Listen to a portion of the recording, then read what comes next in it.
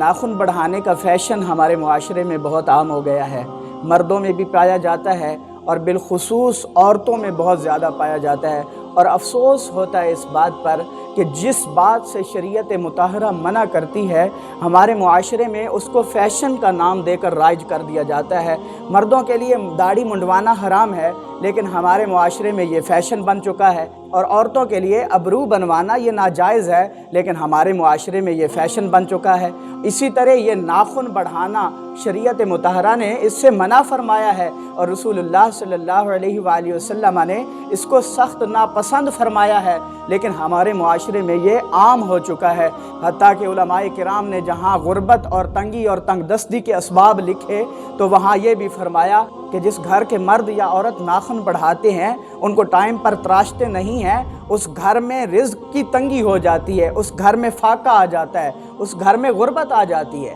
کیونکہ رسول اللہ صلی اللہ علیہ وآلہ وسلم نے اس کو سخت ناپسند فرمایا۔ یہ مسند احمد کی حدیث پاک ہے۔ حضرت ابو ایوب انصاری بیان فرماتے ہیں کہ رسول اللہ صلی اللہ علیہ وآلہ وسلم کی خدمت میں ایک شخص حاضر ہوا اور اس نے آسمان کے بارے میں کوئی بات پوچھی، تو رسول اللہ صلی اللہ علیہ وآلہ وسلم نے ارشاد فرمایا، تسألنی عن خبر السماء وتدع اظفارک کاظفار الطیر، فرمایا تو مجھ سے آسمان کی خبروں کے بارے میں پوچھتا ہے اور اپنے ناخنوں کو پرندوں کے ناخنوں کی طرح چھوڑ دیتا ہے، تجتمع فیہا الخباثۃ والتفث، کہ ان میں گندگی اور میل کچیل جمع ہو جاتی ہے۔ تو رسول اللہ صلی اللہ علیہ وآلہ وسلم نے اس بات کو ناپسند فرمایا، اور علماء کرام نے فرمایا کہ جمعۃ المبارک کو ناخن تراشنا یہ مستحب ہے، لیکن اگر ناخن بڑھ چکے ہیں تو پھر جمعہ کا بھی انتظار نہیں کیا جائے گا، پھر ان کو تراشا جائے گا۔ اور اس کا جو مستحب طریقہ بتایا ہے، فرمایا کہ دائیں ہاتھ کی کلمہ کی انگلی سے شروع کیا جائے